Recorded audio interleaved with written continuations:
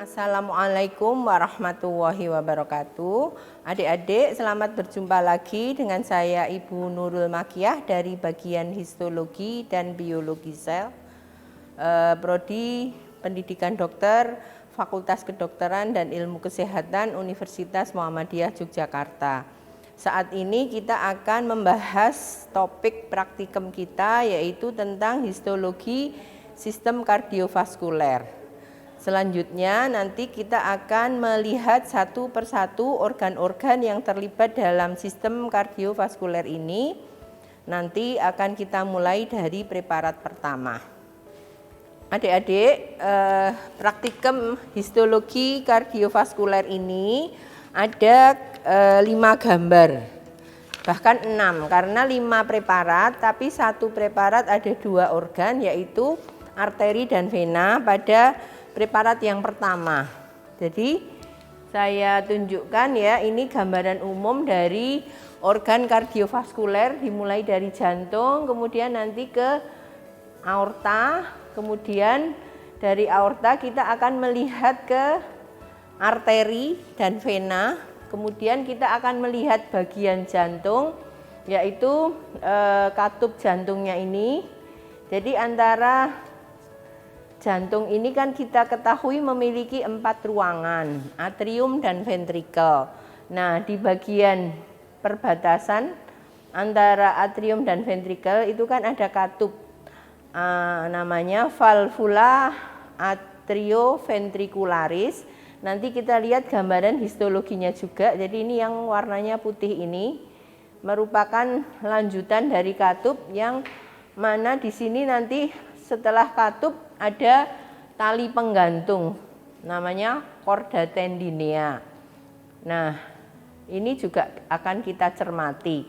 Jadi kita nanti melihat arteri, vena, aorta, kemudian valvula atrioventricularis, dan terakhir chorda tendinea dengan musculus papillarisnya.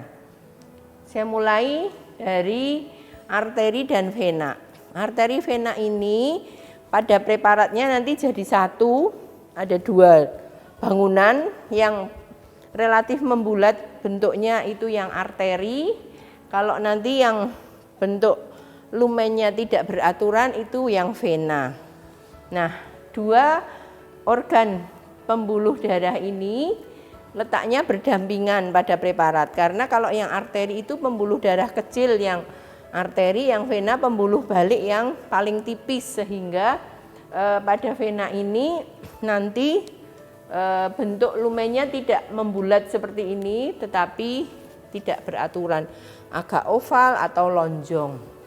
Ini hanya skematis saja untuk membandingkan 2 jenis pembuluh darah ini, di mana arteri dan vena ini memiliki 3 bagian yang sama, lapisan dalam, tengah, dan luar. Lapisan dalam disebut tunika intima, lapisan tengah tunika media, dan lapisan luarnya tunika eksterna atau tunika adventitia.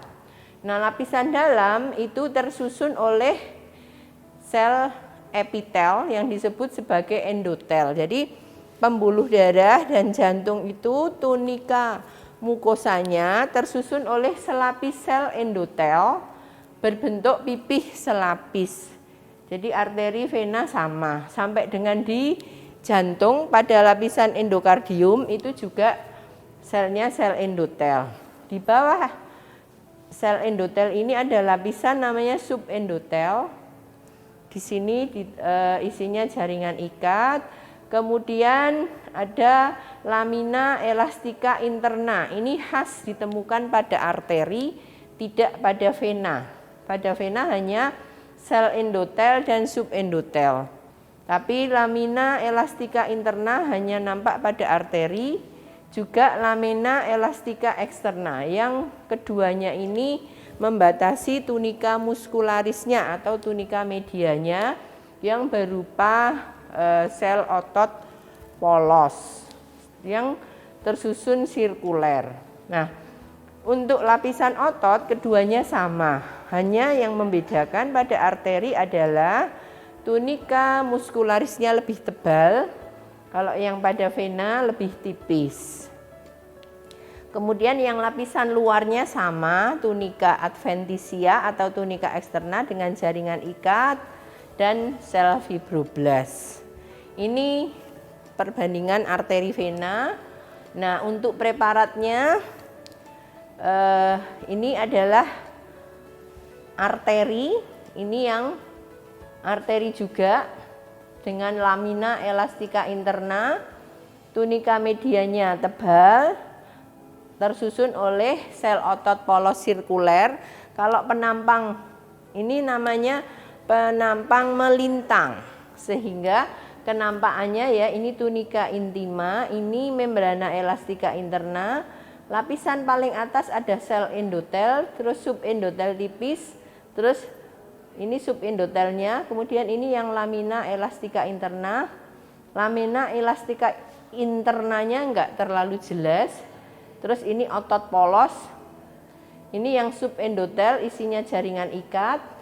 Kemudian lapisan luar tunika adventitianya dengan jaringan ikat yang bertipe jaringan ikat kolagen padat, tidak teratur ya. Kemudian ada di antaranya sel-sel fibroblast. Ini lapisan ototnya adalah otot polos, sehingga ini intinya kelihatan fusiformis, selnya memanjang seperti itu. Nah, ini perbesaran lemahnya. Nanti di preparat akan nampak yang lebih membulat lumennya itu adalah arteri. Yang bentuknya tidak terlalu bulat, oval seperti ini, berarti ini yang vena. Jadi perbesaran lemah arteri vena, kemudian perbesaran kuat digambar sepotong saja dari bagian dindingnya, baik arteri maupun vena. Untuk arteri tadi yang nampak jelas, ini yang menghitam, lebih gelap, ini yang membrana elastica interna. Kemudian yang di bawah, kalau arteri elastica eksternanya tidak terlalu jelas, yang jelas hanya membrana elastica interna.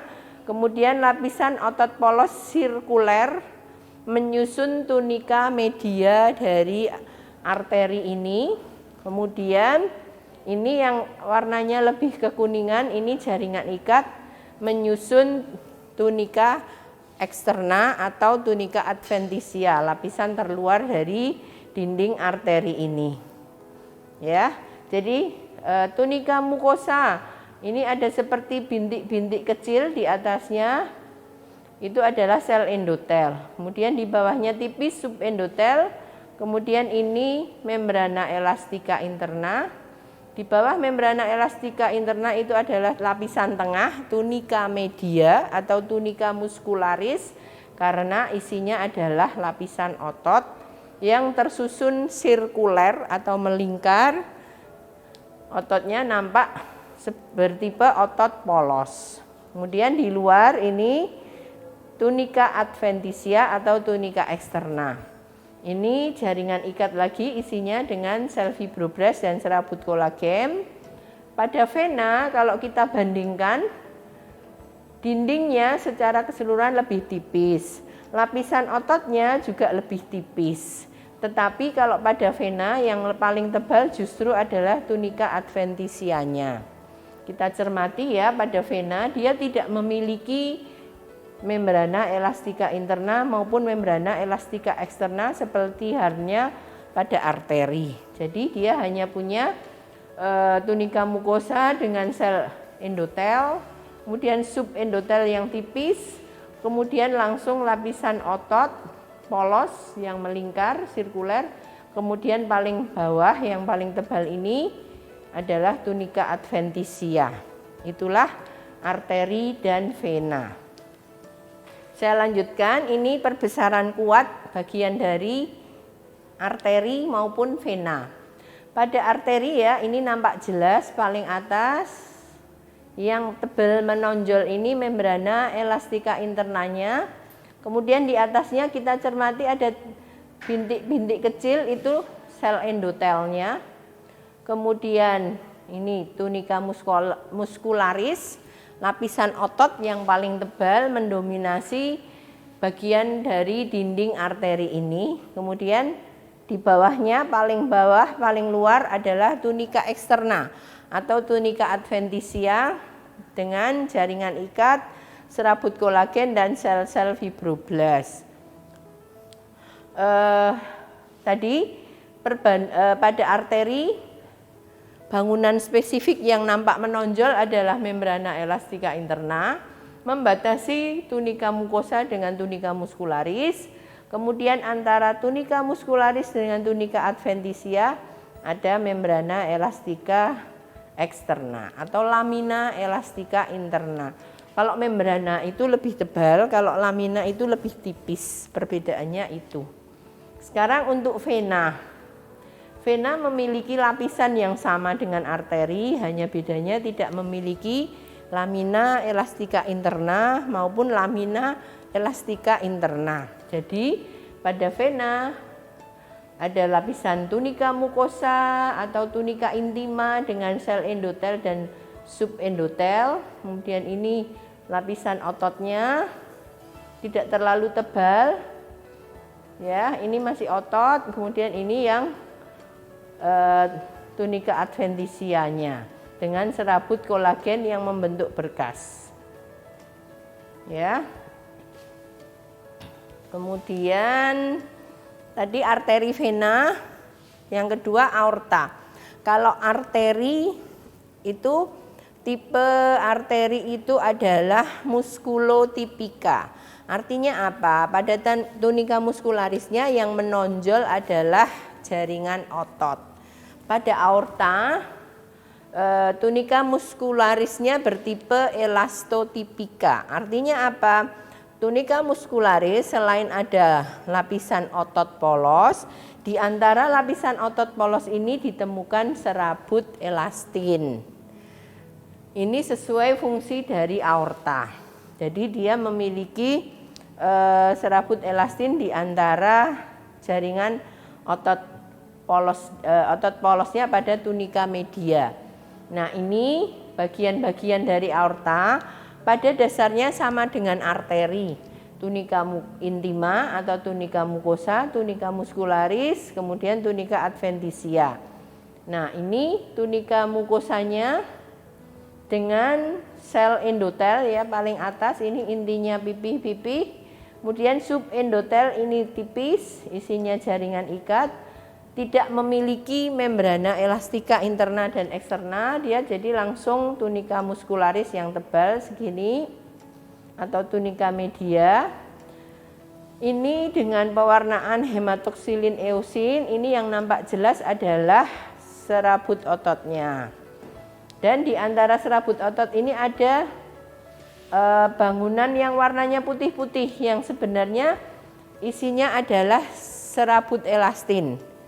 Sehingga ini namanya lamina elastika. Jadi yang putih-putih ini adalah serabut elastin yang tidak nampak jelas pada pewarnaan HE. Namanya lamina elastika. Nah, ini gambaran aorta pada penampang melintang ya, dia hampir sama dengan arteri membulat, ototnya lebih tebal. Hanya tidak memiliki tunika atau membrana elastika interna dan eksterna. Ini tunika intimanya yang tipis paling dalam, ini yang tebal menonjol itu tunika media lapisan otot. Kemudian paling luar paling bawah ini tunika adventitia dengan jaringan ikat, serabut kolagen yang sangat menonjol. Jadi ini yang M itu muskularisnya. Nah, ini perbandingan. Yang sebelah kiri ini mau menunjukkan serabut elastinnya dengan pewarnaan impregnasi perak. Dia berwarna hitam-hitam ini serabutnya tipis, banyak. Nah, kalau pewarnaan ini yang nampak jelas adalah serabut elastinnya. Kalau yang atas HE yang nampak jelas adalah otot polosnya. Jadi dengan pewarnaan tertentu itu memberi gambaran apa atau gambaran spesifik apa yang akan dilihat. Yang atas perbesaran lemah, aorta dengan pewarnaan HE. Yang bawah aorta perbesaran lemah dengan impregnasi perak untuk menunjukkan serabut elastin yang hitam-hitam ini. Ya, jadi lapisannya dari kiri ke kanan. Ini juga sama dari kiri ke kanan. Ini tunika mukosa, sel endotel, subendotel, tunika muscularis dengan otot polos, kemudian tunika adventitia dengan sel fibroblast dan serabut kolagen, serta ada pembuluh darah kecil di sini. Ini ya kapiler darah yang disebut sebagai vasa vasorum. Ini yang impregnasi perak, yang nampak adalah tunika mukosa, sel endotel, subendotel, kemudian tunika muscularis, serabut elastin yang nampak, kemudian tunika adventitia, serabut kolagen, fibroblast, kemudian vasa vasorum, pembuluh darah ini. Ini aorta perbesaran lemah dan kuat. Arteri vena aorta. Yang keempat adalah valvula atrioventricularis. Valvula atau katup yang letaknya antara atrium dan ventrikel. Jadi yang atas ini adalah dinding jantung yang merupakan ruangan atrium, yang bawah yang lebih tebal dinding jantung ruangan ventrikel, kemudian ini valvulanya yang ini. Jadi kita mau melihat katup jantung pada ruangan di antara atrium dan ventrikel, sehingga disebut valvula atrioventricularis. Ventrikel yang mio. Kalau tadi muscularis, mucosa adventitia, kalau jantung penamaannya adalah endometrium, myometrium, dan perimetrium atau epikardium, miokardium, dan endokardium. Jadi kardium itu jantung, kemudian lapisannya dalam, tengah, luar. Yang dalam sama sel endotel dengan subendotel, yang tengah miokardium itu isinya otot jantung. Jadi otot jantung ya tipe ototnya otot jantung, ya. Kemudian yang paling luar ini epikardium. Nah, pada atrium sama, pada lapisan dalam endokardium dengan subendokardium, kemudian ini miokardium, ini yang perikardium atau epikardium. Nah, ini endokardiumnya dengan sel endotel sampai ke valvula, sampai ke ventrikel. Jadi bisa dibayangkan ya, ini separuh sini, atas atrium, bawah ventrikel. Kemudian ini valvulanya. Nanti di sebelah sana juga valvula lagi, sehingga katupnya menutup gini. Tapi dia nampak ke bawah seperti ini. Jadi katupnya ini, kita itu mau melihat katup ini, yang ini. Katup antara atrium dan ventrikel. Isinya apa? Nah, katup ini ya, lapisannya tentu saja adalah lapisan dinding dalam dari jantung. Jadi ini semuanya endokardium, ya. Ini valvulanya, katupnya. Ini dinding dalamnya endokardium dengan sel endotel dan subendokardium. Kemudian ini ada jaringan ikat dan serabut kolagen. Kemudian ini terus ke bawah, jadilah tali penggantung, chorda tendinea pada slide berikutnya. Jadi nanti pada valvula ini yang harus digambar tentu saja atrium, ventrikel, dan valvulanya. Untuk perbesaran kuatnya pada dasarnya sama ya, dinding dalam dari jantung. Tadi lapisan dalamnya endokardium, ini subendokardium. Nah, di subendokardium ini karena dia pada jantung, dia memiliki serabut Purkinje, modifikasi dari otot jantung yang mampu menghantarkan impuls. Kemudian ini otot jantungnya, ini subendokardium, ini sel Purkinje. Ini yang bening-bening itu sel lemak ya, ini lemaknya, vakuola lemak, ini inti sel lemaknya. Kemudian ini subendokardium, ini jaringan ikat, lamina propria. Terakhir, ini adalah preparat chorda tendinea dan musculus papillaris. Jadi lanjutan dari valvula atrioventricularis tadi ada tali penggantung namanya chorda tendinea. Nah, chorda tendinea ini bangunannya kan semakin ke arah bawah semakin mengerucut. Jadi yang mengerucut ini adalah tali penggantungnya. Kemudian yang ada otot jantungnya ini. Nanti pada preparat akan nampak jelas ototnya. Kemudian tali penggantung ini isinya tendon. Jadi ini serabut kolagen yang tersusun padat dan teratur, arahnya sama. Kemudian diantaranya ini sel fibroblast. Kemudian ini otot jantungnya itu adalah musculus papillaris. Jadi begitu ada otot jantung itu adalah bagian musculus papillaris. Begitu otot jantungnya tidak ada, dia adalah chorda tendinea atau tali penggantung. Bagian luarnya ini apa? Bagian luarnya tentu saja adalah dinding dalam dari jantung atau endokardium yang isinya sel endotel dan subendotel. Kemudian ini tendon, chorda tendinea itu tendon, di mana tendon itu isinya jaringan ikat kolagen padat teratur. Masih ingat ya bahasan tentang jaringan ikat. Kemudian nanti di preparat akan nampak jelas otot jantungnya itu warnanya lebih terang, merah tua gitu. Itulah musculus papillaris. Susunannya adalah otot jantung. Jadi kalau dicermati ini enggak terlalu jelas ya, ini otot jantung, otot jantung. Ini juga otot jantung, otot jantung. Ini mulai serabut kolagen, itulah chorda tendinea. Demikian ya adik-adik penjelasan saya tentang organ-organ yang terlibat dalam histologi sistem kardiovaskuler.